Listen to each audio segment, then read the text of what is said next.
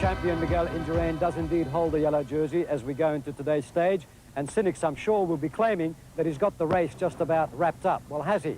In today's stage, there is another big mountain to climb, and all sorts of stories could be told there. Well, let's update you on the leaderboard as we go into the race today. Miguel Indurain, the champion, leading 1 minute 42 ahead of Claudio Chiappucci. Remember, they stormed home together yesterday. Andrew Hampson, who had a big day yesterday, of course, is now in third position, 8 minutes away.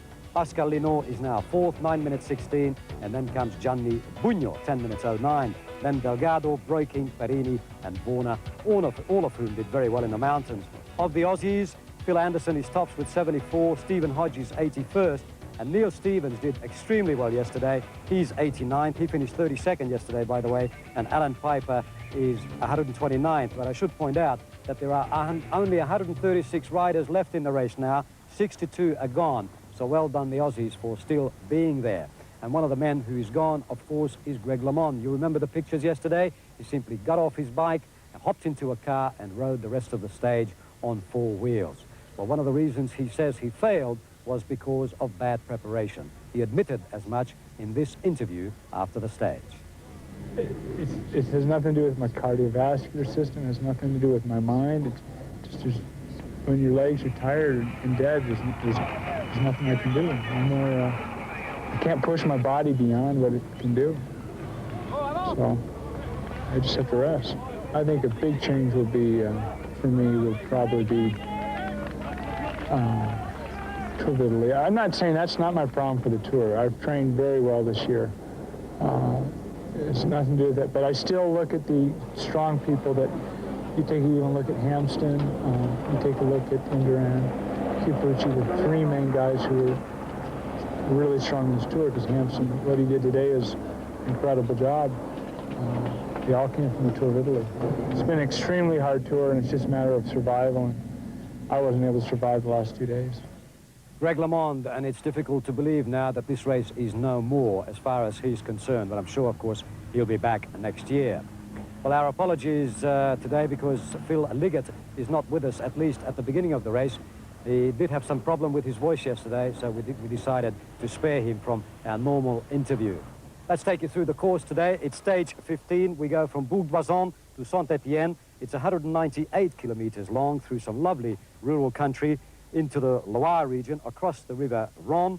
There's one sharp rise there near the end. That's 1,200 meters high, and that's where I'm sure a lot of the men will be separated from the boys. Let's enjoy the race. It goes from Bourg to Saint-Etienne. And at the first sprint today, well, 20 riders had already broken clear. They had a lead of 3.5 minutes, and the first man across the line was Henri Manders of the Helvetia team, just ahead of the winner of the Tour of Flanders this year, Jacques Giron. Onto the small climb of the Côte de Jorgat. Now, it was only a 3rd category climb, but it was in a very narrow back street. And just before the end, it was very, very steep indeed. In fact, a number of the riders in the breakaway were forced to dismount and walk. Over the top went Richard Veronk, ahead of Franz Masson and Massimo Girotto. Well, the climb of the Côte de Jorgat was at 81 kilometers. We are now at around 170 kilometers covered. And just a few moments ago, the last of that 20-man breakaway was swept up, and that was Franco Roscioli, along with the Austrian champion Harold Meyer. We are now on the climb of the Col de la Croix de Chauberet. One man has made the counter move, Franco Chioccioli. As we look here now at the peloton, and all of the riders at the head of the classification, including this man, of course, are riding near the front of the bunch, and a number of riders, Paul, again in difficulty at the back. Well, it's been so hard today. There's temperatures up in 30 degrees Celsius, and the tar melting on the roads, making it very, very difficult. And the damage has been done by this team at the front, the Once team.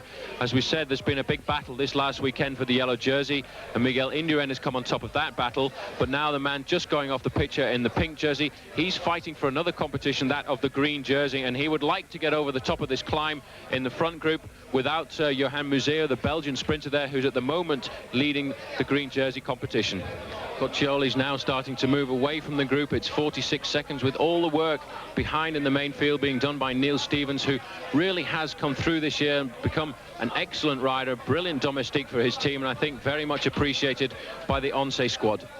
Here's the time check, 46 seconds. severity of the mountains reduces all riders to the basic human instinct of just helping each other to survive. Duclos Lassalle thought nothing of his own chances, but remained with team leader Greg LeMond, just trying to pace him along the valley roads and keep him in the Tour de France. Unfortunately for him, both he and his leader failed. In the closing stages of the Alpe d'Huez, the three riders were fighting each other for victory. But despite this, when a bottle was passed to Andy Hampston from a roadside spectator, he shared it with the other two, Franco Vona and Eric Boyer. They all wanted to win, but they shared a common pain.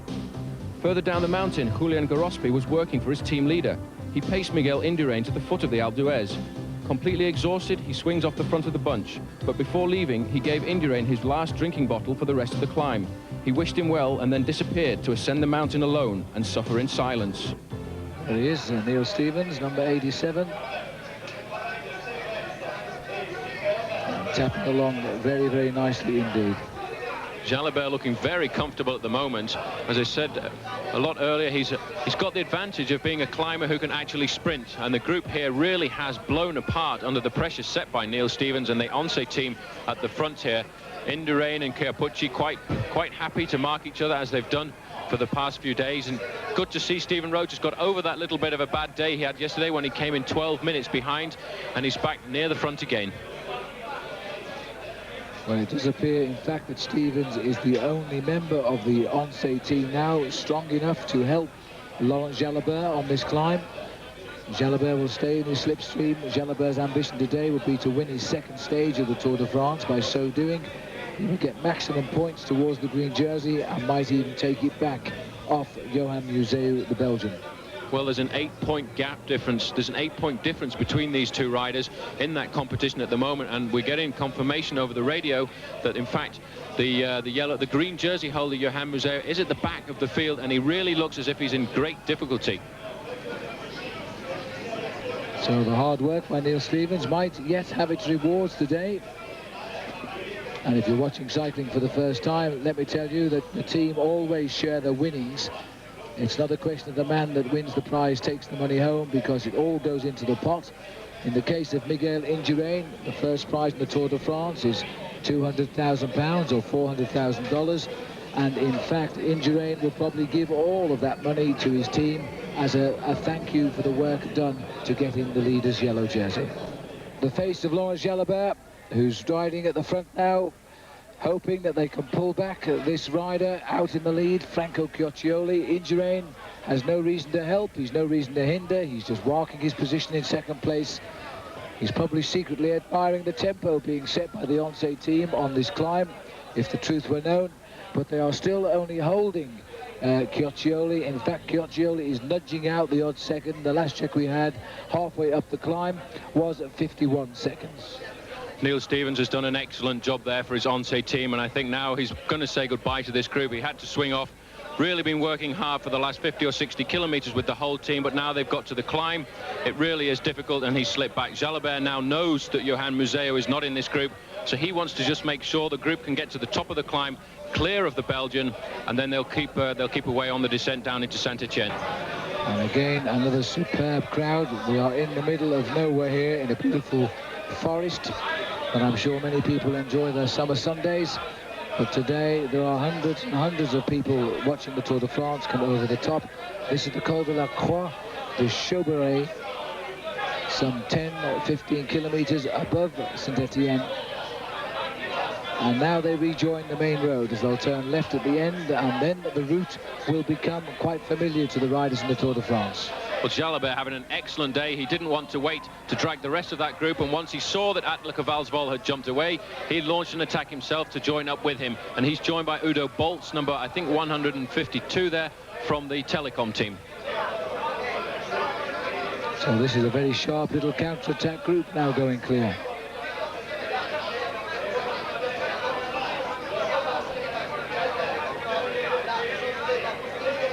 Kvalsvold now, having launched the attack, has gone to the back of the group. He knows Jalabert is a strong sprinter.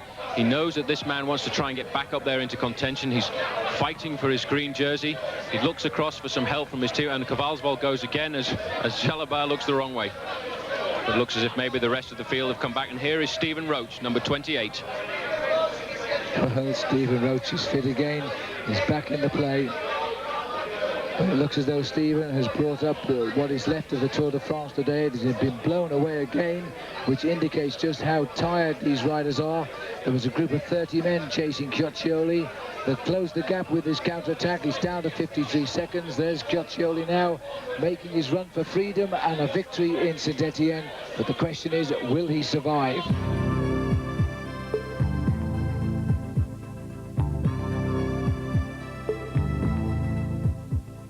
Well, as the riders are heading towards us here in St Etienne, the two big headlines of yesterday still dominate the news: the fall of Greg LeMond and the triumph of that other American, Andy Hampsten. Even though he's a renowned climber, his most ardent supporters didn't expect Hampsten to do so well. He's in third position after 14 stages. In this profile, Greg Walker looks at the man who's been living in the shadow for too long of Greg LeMond. First of all, Andy, thanks for talking to us. How special and how difficult is this Tour de France? Physically, not so difficult because I have a good race program. I believe in racing for most of my training. Mentally, I know if I'm in good shape, I know I have enough experience to know how to read the situation in the Tour de France. Sometimes, you know, I put on too much pressure on myself in the Tour and not done well. We see you racing every day on the Tour de France, but apart from the racing itself, what does the routine involve? Yeah, it's very simple life, but quite tiring because it's just up in the morning 3 hours before the race, have a big breakfast, usually with some spaghetti, which isn't always the most appealing thing in the morning. Back to the room, might have half an hour to relax, get everything ready, have a little meeting before the race, usually get to the race about 40 minutes or an hour before. At the race, you know, sign in and sort of the big confusion of the race, but that's fun, that's part of it, chat with my friends. You know, we have dinner 7:30 or 8, that goes on for an hour and a half. Usually the results come, so we see who won, who was 10th, who was last. And the favorite pages over go to the back, find all the fines. You got fined for illegal feeding or something. And then about 10 o'clock, everyone winds down. Some guys stay up a little bit longer, but a lot of times it's just out at 10, back up at 7 or 8 the next morning.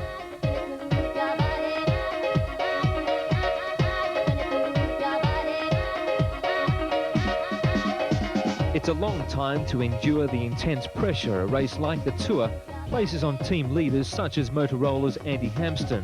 So does it ever become too much? Does he ever feel like throwing in the towel? Well, it's tempting, but I've just, ever since I started racing, that was never an option. It's always, well, when I'm at my limit and I don't believe I could possibly go any harder, I think, well, instead of throwing in the towel, I'm going to fall over pretty soon anyways, and that'll decide that.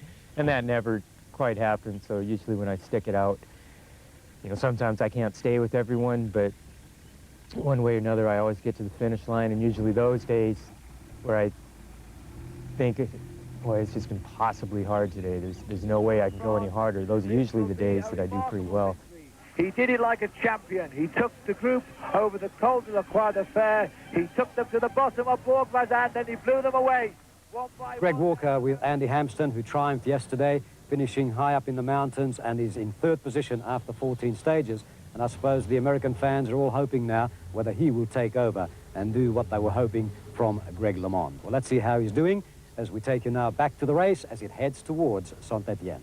They come over the mountain and the weather has changed completely. We've actually had a thunderstorm in St Etienne. The roads are very wet and the descent is very dangerous, but Chioccioli is still hanging on just. Well, the last time check, Chioccioli had 42 seconds, and the attacks are coming thick and fast now on the descent. That's Ronan Pensek, the rider from RMO at the front there, and he came up to join Stephen Roche, who's at the back here now, and the descent really is quite dangerous. Pensek taking all the risks going around these corners, Roche taking a few less, backing off a little bit, and he'll accelerate back up to Pensek, but there's a big group behind with all the big leaders in. Well, they're coming into this little town just above St Etienne now. We go through the precinct, which is now laid with very smooth cobblestones. There they are, you can see them. And I should imagine that they are very, very treacherous indeed. Roche is the name of the town. And in fact, Coccioli will be rather pleased now. He's stolen a march on the field. He'll be confident that they won't take too many risks to bring him back. So the skies may be with him today. They may well be, and Saint-Etienne in the past has always been a race for the sprinters. When Paris-Nice comes here, it's nearly always a big bunch sprint, but in the Tour de France, it seems to be a small group that's always gone away, and Franco Coccioli knew that. He knew he would be an unmarked man today. He's 25 minutes behind the leaders, taking all the risks going around these corners. They really are slippery.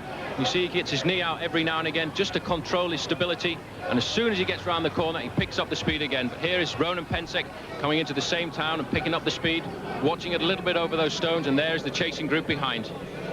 So they're very, very close, in fact, to catching up with Pensek. Picked up Roche, who's backed off on the slippery descents there. Pensek must have taken a lot of risks through those little corners there, because Stephen Roche is no slouch on the descents, and it's very rare that somebody gets rid of him, but Pensek has nothing to lose. Roche doesn't want to lose too much. He's well placed on the overall classification. He doesn't want the risk of falling off on this descent, but Pensek, he's just throwing himself around those corners. And the spray off Pensek's back wheel coming right to the line. He's gone down. Pensek has gone down, and our camera guy has also hit the bike, but Pensek is down. He took one risk too many on the corners. He was pushing to the absolute limit. His back wheel is wrecked. He thankfully is not hurt.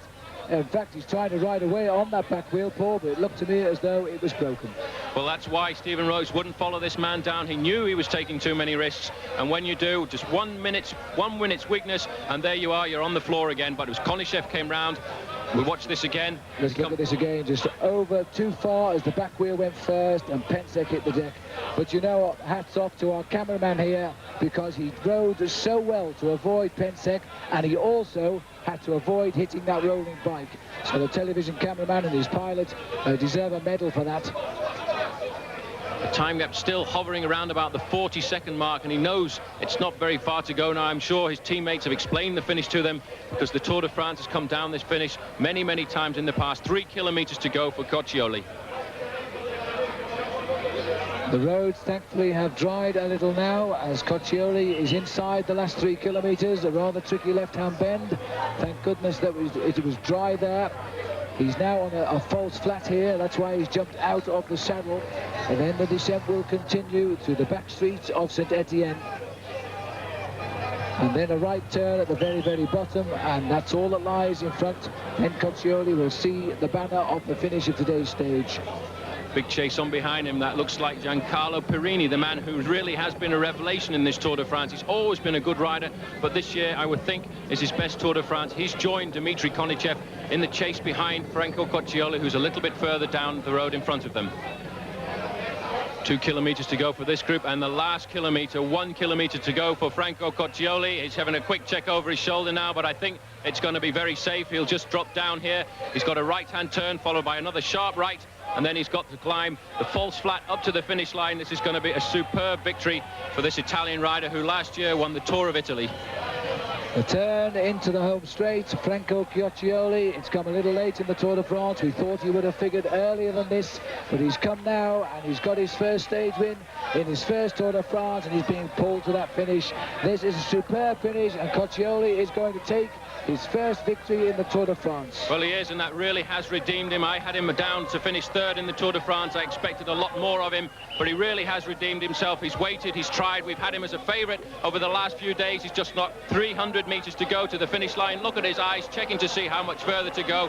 It won't be very long before he lifts those arms in his victory salute, and the man has come back to take a stage victory in the Tour de France, and he's very happy now. Look at that as he explodes with joy. He's punching the air. He knows now as he looks over his shoulder that he's got a stage victory in the Tour de France under his belt, and he throws his arms in the air over the line. That is sweet. It really is sweet. And coming up, these two riders have got away a little bit on the descent. They've got about a 50-meter lead on the others. That is Perini and Dmitry Konishev. They won't be sprinting for the stage victory today, but here Giancarlo on the front setting the pace, looking over. I think behind they will have taken off the pressure a little bit. They won't be too worried now. They know that the stage victory has eluded them. Konichev waiting in the slipstream there of Giancarlo Perini waiting. He's going to start to make his move. He's making his move now. And look at the speed at the top there, 41.8 kilometers an hour. Konichev accelerates. Perini doesn't even try to respond. He's quite happy to get second and third place. Coming over the line, second place for Konichev. Third, and the sprint behind in the pink jersey, Laurent Jalabert is going to try and get the points he wants, but he's being challenged on the line by Chiappucci, who gives up and takes sixth place. Also, Girotto was well up there as well.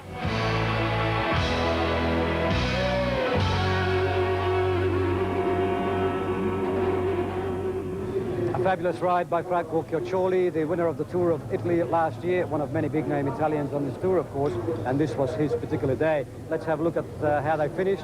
In stage 15, Franco Chioccioli first, 41 seconds ahead of Dmitry Konichev, then Perini, another Italian doing so well, 42 seconds behind the lead, then Jalabert and Chiappucci together, 49 seconds behind Chioccioli. This is how the Aussies finished on stage 15, Bourg to Saint Etienne. And most crucial in all of that was the performance of the two Aussies in the Onsa team, in particular Neil Stevens, who helped Laurent Jalabert get back the green jersey of the points leader. After the race, Greg Walker spoke with Neil Stevens. Another hard day in the saddle for you today, Neil, and it all worked out. Yeah, well, at a kilometre 130, we took the initiative to start riding on the front, and Hodgie and a couple of the Spanish boys made the tempo and brought back the breakaway, and in the hill I started to do a bit of riding on the front and to reduce the bunch down to as small as we could, and especially to get rid of the green jersey of Yann Masseur. We're all amazed after yesterday's great ride up to Wes that you still had it in you to do it today. Well, I think we're all about the same. You know, everyone had to go up Altoirs yesterday, and we're all very tired today. It's just a matter of whoever can suffer a bit more will reap the glory at the finish, and that's what Jalabert did. Jalabert was up there getting the green jersey this afternoon, but you did all the hard work, so congratulations. How do you feel for having to achieve that? Well, that's part of the job, you know. It was a whole team effort. Everyone did their bit today. We had a team meeting this morning. We all had our instructions what we had to do. We did it, and it all worked out properly, and that's the beauty of it. My boss this morning, he saw me and he said that I've been going well up hills, and so it was up to the boys that I'd say good on the hills to make the tempo along the flat. And once we got to the hills, I took over. And we reduced the bunch down to about 30 guys, and I think Jalabert was able to run fifth and obtain the green jersey once more. Leading the peloton all the way up the hill, at least most of the way, until about 22 kilometres out. Were you hurting? Oh, yeah. But I think the thing is that, like I say, everyone was tired from yesterday's ride. I was hurting, and I knew that everyone else was hurting. Obviously, guys like Miguel Indurain, who's the leader of the race, he doesn't seem to be hurting as much, but I'm sure his legs are hurting just as much. We can still see riders come in now. You've been in for several minutes. You've got the green jersey.